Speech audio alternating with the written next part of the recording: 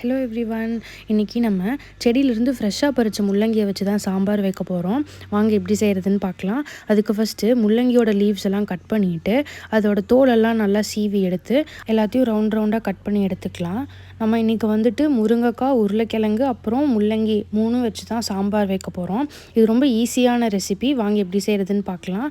அதுக்கு ஃபஸ்ட்டு ஒரு கடாயில் எண்ணெய் ஊற்றிட்டு எண்ணெய் சூடானதுக்கப்புறம் கடுகு, சீரகம், வெந்தயம் நல்லா பொரிஞ்சதுக்கப்புறம் ஒரு கை கருவேப்பிலை, அதுக்கப்புறம் சாம்பாருக்கு சின்ன வெங்காயம் சேர்த்தா நல்லாயிருக்கும். சின்ன வெங்காயம் போட்டு நல்லா வணக்கிக்கலாம். அதுக்கப்புறம் நம்ம கட் பண்ணி வச்சுருக்க எல்லா காய்கறிகளையும் சேர்த்துக்கலாம். சேர்த்துட்டு ஒரு மிக்ஸ் பண்ணி விட்டுட்டு இது கூட மஞ்சள் தூள், மிளகாய் தூள், அப்புறம் இது நான் வீட்டில் அரைச்ச சாம்பார் தூள். இதோட ரெசிபியை நான் இன்னொரு நாள் ஷார்ட்ஸில் அப்லோட் பண்ணுறேன். இது எல்லாத்தையும் ஒரு வாட்டி நல்லா கலந்து விட்டுட்டு இப்போ நம்ம காய்க்கு தேவையான உப்பு சேர்த்துக்கலாம். நான் கல்லுப்பு ஆட் பண்ணுறேன். இப்போது இது எல்லாத்தையும் நல்லா மிக்ஸ் பண்ணி வச்சுட்டு நம்ம பருப்பு வேக வச்ச தண்ணி மீதி இருக்குல்ல, அதை வந்து ஒரு கிளாஸ் அளவுக்கு நான் ஊற்றிக்கிறேன். ஊற்றிட்டு காய் வேகிறதுக்கு 1 டம்ளர் தண்ணி ஊற்றி இது நல்லா கொதிக்க வச்சுக்கிறேன்.